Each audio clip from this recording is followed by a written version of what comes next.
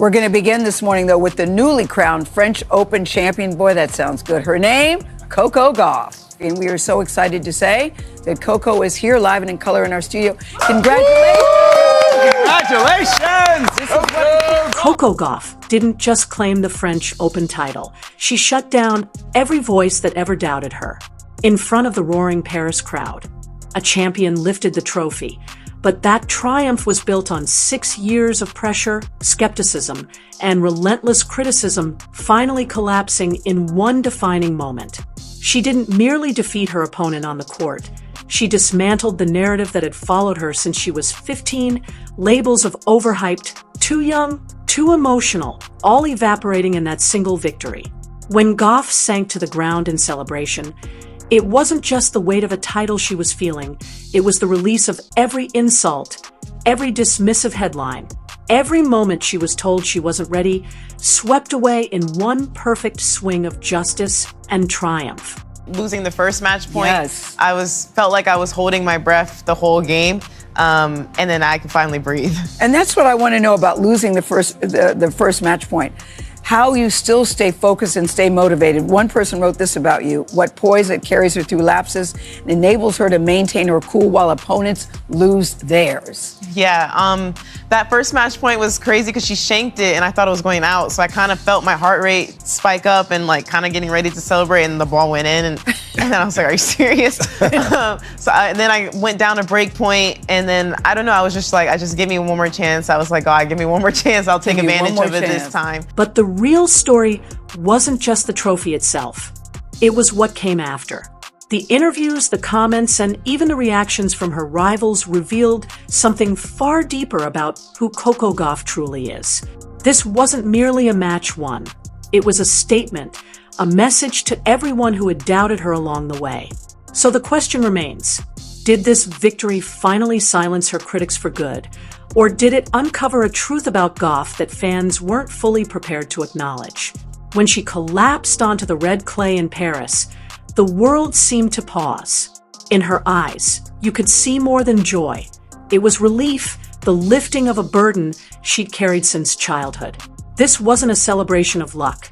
It was the release of years of expectation, pressure, and scrutiny finally letting go.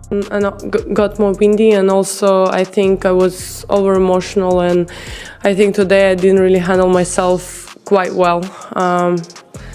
Mentally, I would say. So basically that's it. I was just making unforced errors. Like, I don't know, I have to check the statistics. I think she won the match not because she played incredible, just because I made all of those mistakes from, like, if you look from the outside, kind of like from an easy balls.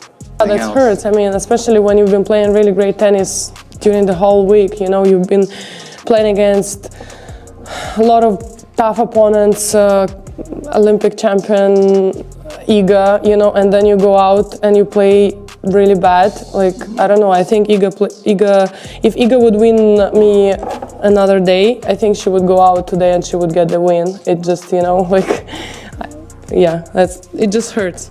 Imagine carrying the weight of being labeled the next Serena Williams before you even had a license, and then actually proving it that for Coco, that moment wasn't just a match ending. It was 6 years of sweat, setbacks, and self-doubt finally paying off. The teenager who stunned the world at 15 by beating Venus Williams had now claimed her place as a Grand Slam champion. But unlike many before her, she didn't roar in triumph or flaunt her win. She simply crumpled to the court, utterly spent. As the crowd erupted around her, that collapse told the real story. Exhaustion over ego, relief over pride. A quiet, "it's finally done," that resonated louder than any cheer. Yet while fans everywhere celebrated, not everyone was pleased, because what followed, the reactions, the whispers, the subtle shade, exposed just how much her victory rattled parts of the tennis world. After this win, you wrote something on Instagram that is fantastic for athletes, but I think it's applicable to anybody in life. You wrote, "Learned having doubt into your head is impossible to escape, but not impossible to overcome." Ooh. That is a bar. Nate, that's good. That is great. So the question I have, even at this point in your career, as talented as you are, you still have self-doubt, and then how do you get yourself out of those moments? Yeah, I have a lot of self-doubt, and I'm very open about talking about it because I feel like a lot of people deal with that in everyday lives. Yeah. And yeah, I realized that I just try to redirect those positive thoughts, even if you don't truly believe them. But eventually, when those moments are tough and you don't know your back is against the wall, you don't know where to lean on, you try to lean on the positivity and the belief. And I think that's what carried me through that match and honestly throughout the whole tournament. You'd think the tennis world would rally around a rising star. But the second Coco's win went viral, the whispers started headlines downplayed her victory as luck. Analysts blamed the weather, her opponent. Anything but her skill. Aryna Sabalenka, one of the sport's fiercest players, made it clear she was bruised, even if unintentionally, saying after her loss, she didn't win because she played incredible. I just made mistakes. Classic deflection of someone caught outplayed. It wasn't wind or chance. Coco earned every point, yet instead of sparring in words, she responded with quiet dignity. A smile, gratitude toward her opponent, acknowledgement of the match's emotions. Message sent. I don't need to defend my victory. The trophy speaks for itself. That grace, that calm confidence, separates her from the rest. While critics chatter, she keeps moving forward, letting skill and composure do the talking, and in doing so, Coco didn't just beat an opponent. She shook a system unaccustomed to someone claiming a win with poise, proving triumph doesn't always need noise. The real surprise didn't come on the court. It came after, when Coco chose to speak, not in interviews, but through a single post that spoke louder than any trophy or trophy speech hours after her win. She shared just a few raw, powerful words online, no flashy caption, no stage celebration. Just a truth that hit harder than any forehand she's ever unleashed. Doubt can creep into anyone's mind, but overcoming it is possible. And that simple message sent shockwaves across social media in a world crowded with polished PR lines and scripted athlete posts. Her honesty stood out. Asterisk, it wasn't about showing off or silencing critics. It was a quiet, unshakable reminder of resilience and authenticity. It was about being real. Coco Gauff admitted that even champions wrestle with doubt, and that honesty is what made her words so powerful. While most athletes hide behind scripted confidence quotes, Gauff revealed the truth. Even when she's winning, she's human. Fans flooded social media, calling her message the most relatable thing an athlete had ever said, and for good reason. Whether you're chasing a dream, battling pressure, or just trying to stay strong when life keeps testing you, her words hit home. This wasn't just tennis anymore. It was about resilience, the kind forged not by hype or headlines, but by falling down, getting back up, and believing again when it's hardest. That mindset didn't come overnight. It was built over years of learning how to stay calm when the world expected her to crack. And the way she handled the French Open final showed exactly why she's built differently. Stepping onto that court, Gauff wasn't just facing an opponent. She was facing every critic who ever said she wasn't ready for greatness. During the match, she lost her first match point, and the crowd gasped. Most players would have panicked in that moment, letting rhythm and confidence slip away. But Gauff didn't crumble. She didn't slam her racket or argue with herself. Instead, she paused, looked up, and whispered a quiet prayer. God, give me one more chance. And when that chance arrived, Coco Gauff seized it with ice running through her veins. This wasn't luck, it was composure, the result of years learning to stay grounded when pressure mounts. She doesn't rely on drama, tantrums, or theatrics. Instead, she resets, refocuses, and moves forward.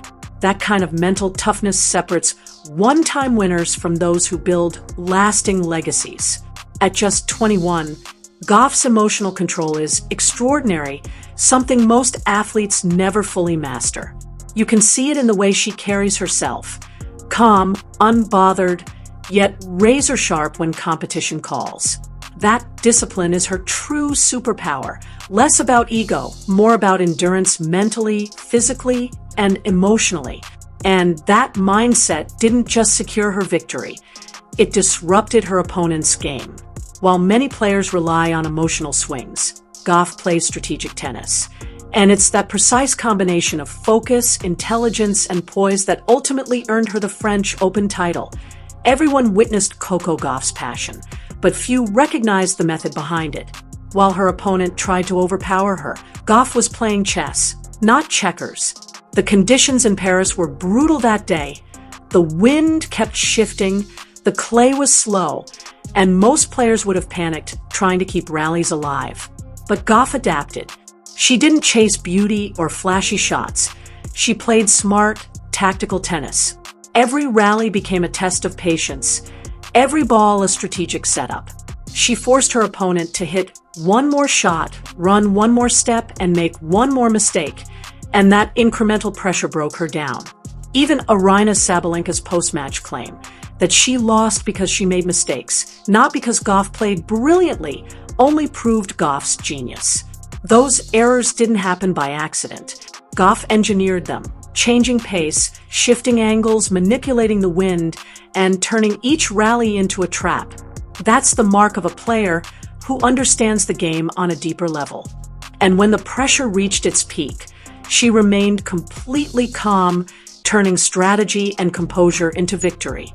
No shouting, no panic, just quiet, deliberate execution.